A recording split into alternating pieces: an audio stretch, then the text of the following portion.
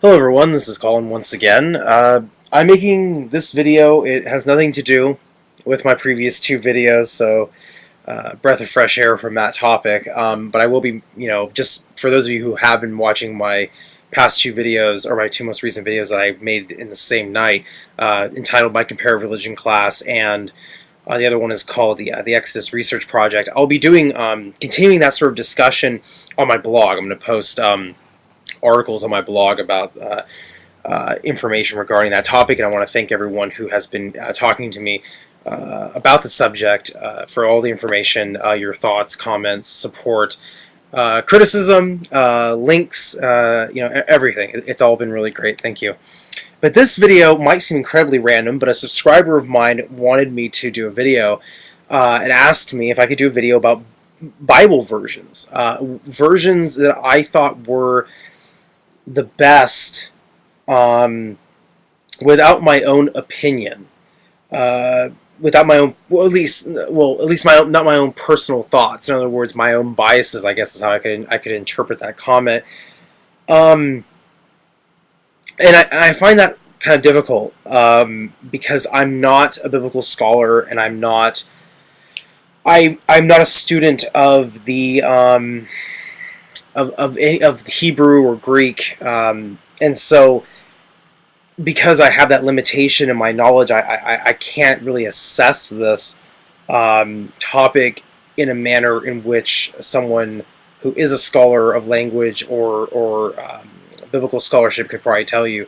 So unfortunately, I find it almost impossible not to have my response to this question have some sort of bias to some extent.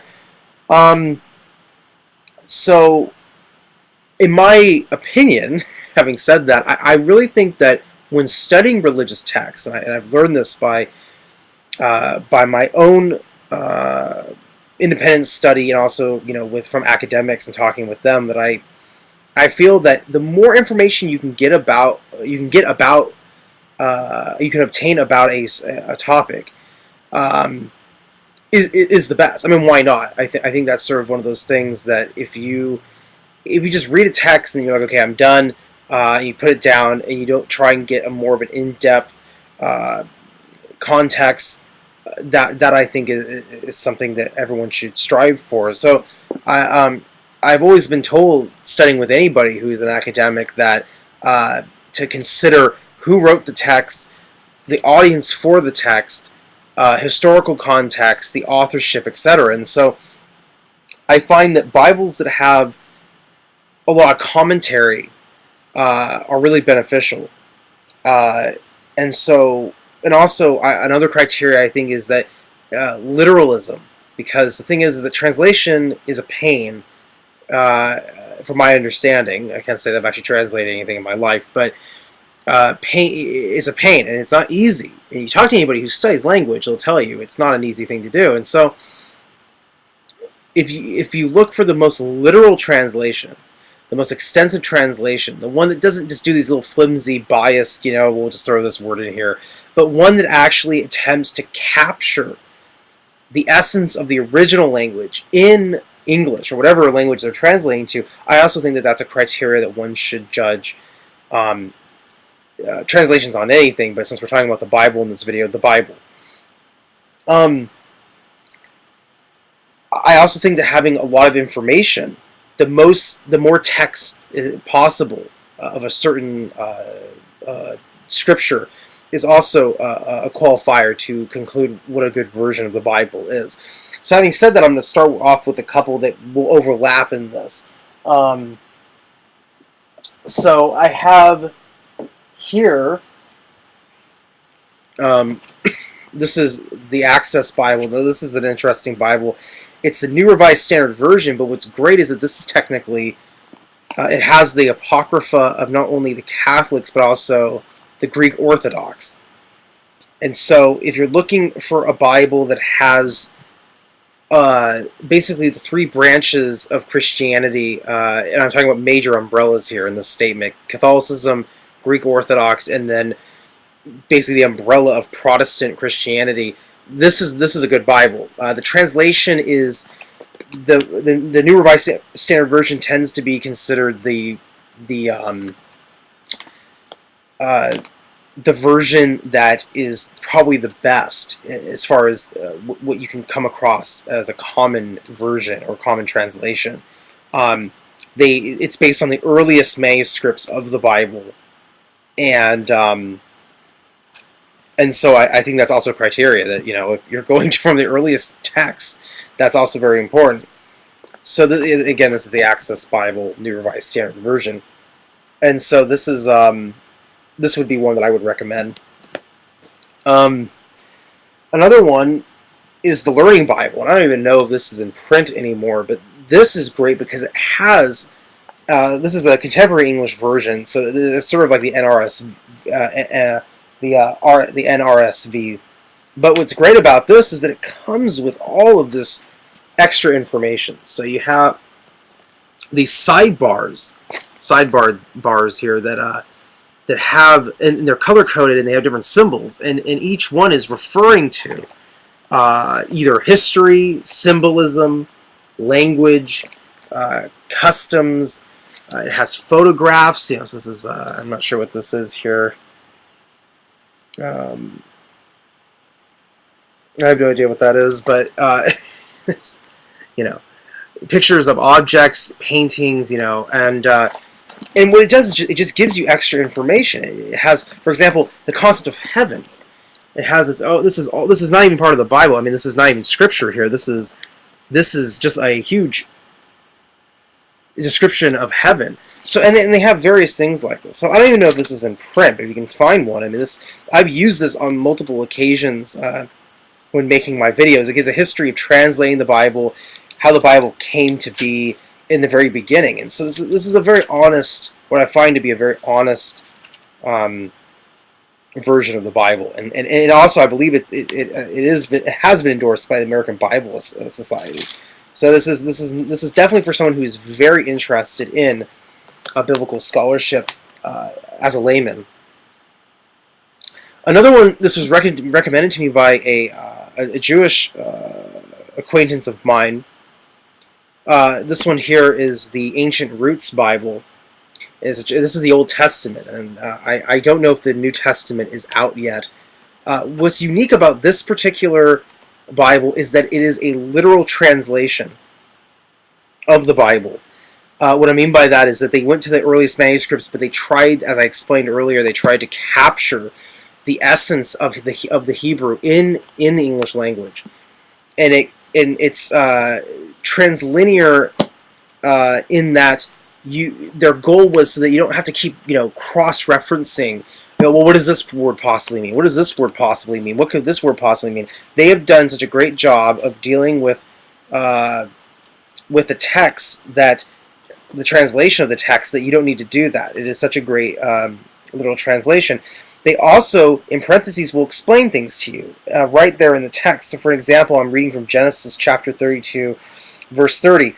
I saw God face to face, and he delivered my soul. Jacob called the name of the place Peniel, face of God, in parentheses. Face of God, in parentheses, that's what it means. So they are very interested in telling you what do things mean. They have little brackets because I guess in the Hebrew, some words are repeated more than once. So, for an example, in Exodus chapter 22, verse 5, at the very end of the verse, it says, "He that kindled the arson repays." And repays is actually used more than once in the original Hebrew. So it gives you these indications of when something occurs in the literal, or excuse me, in the original text of whatever piece of scripture you're reading. I said it could very well be the New Testament's out, but it is very well done. My only criticism of it, I actually contacted the translator, was in Exodus when God says, when he responds to Moses asking him, what is your name? He says they have it left as "I am that I am," and I thought that was a very poor translation based on my research that I've done on the subject. I get that from the segues into the next Bible that I want to show you is this. This is the Jewish Tanakh, and this is the Stone edition of the Tanakh, and I know my lighting is pretty bad here, so there, I guess if I go like that, you can see the front of it. I've had this in other videos, but this is the most literal Jewish Bible, the most literal Hebrew Bible. And what's great about this is it's very much like translations of the Quran that I have, where it has the Hebrew on one side, and then it has the text. Now, keep in mind, this is an Orthodox rabbinical Hebrew Bible, so the commentary, of course, the commentary is very good, is done by their rabbis, very famous top rabbis on biblical commentary. So the reason why that I mentioned the whole "I am that I am" is criticism is that in this particular edition, it goes into long detail about what that means. "I am that I am," and also the Stone edition. They have a Stone edition of just the Torah. This is the entire Old Testament or Hebrew Bible. I have a separate book on my shelf that is of the Torah, just the Torah, and it has extensive commentary just on the first 5 books, which make up the Torah. And so they say in this particular translation that "I am that I am" is actually a very crude translation, and that it should be something to the, I mean, it's almost like a name you can't even really describe. But what it really, the meaning is more of "I will be what I will be," or in other words, in English there are better translations that "I am that I am," but I forget now what this translator said to me in response. I think he just felt that that was the best translation. So even amongst 2 literal Bibles, you have these discrepancies. Now, this is great because this overlaps with what I was talking about. Not only does this give you the Jewish perspective on the Bible, which, I mean, you usually don't get this unless a biblical commentator is not biased, which in a lot of Bibles is not the case. And in fact, good for them. Most biblical commentators who are Christian have no problem saying, "Listen, I'm Christian, I'm going to toss this Christian bias of theology and back into the Old Testament," whereas this is very much a Jewish Bible, and it keeps you just get that feeling when you're reading. I mean, obviously it is, but it's great to have this feeling that you are reading the original Jewish perspective when it comes to the Hebrew. So when I do videos, when I've done videos in the past about the Jewish perspective, this is where I'm getting my material from. Because I want to know, what do the Jews believe? If I'm answering questions about the Jewish Bible, I should know. One would hope that we would find out what is the Jewish theology behind the text. And the last thing I like to show, this is kind of a joke, and it's kind of synchronistic that my subscriber clarified what he wanted from me here. When I was at work, found a copy of the Gideon Bible, which they pass out for free, and so I brought it home because they're free. And, so if you really want to find a Bible, go to your local hotel. It should be in the drawer. But I've never read the Gideon Bible. I don't know exactly what translation they use. It looks pretty modern though. It's definitely not King James.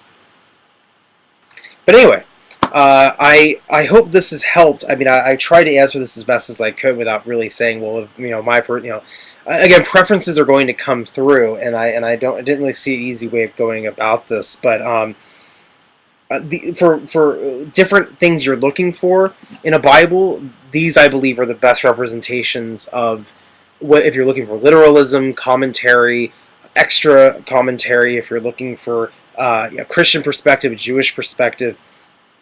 I think that depending on what you're looking for in a Bible, I think these are the best representations of those fields, based on just the nature of them. It's not because I hope I haven't said anything like, oh, I think this is my favorite. I hope I've left that out. So I hope I've succeeded. Oh, and then of course I turned to this page and there's Gideon in Judges, Gideon Bible, Gideon. Anyway, I'm a nerd. All right. Well, I hope this helped my subscriber, and if you have any additional questions on my thoughts on certain versions of the Bible, I'd love to share them.